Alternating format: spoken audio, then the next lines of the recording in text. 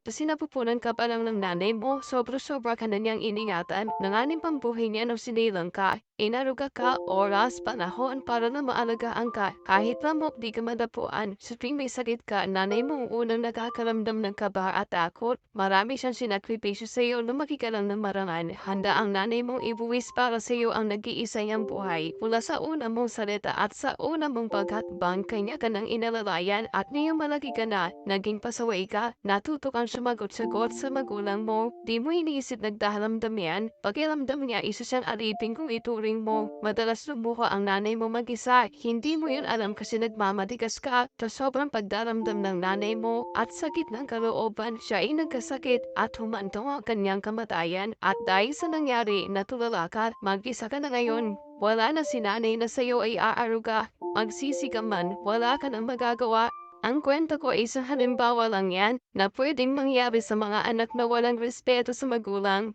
Real talk yan.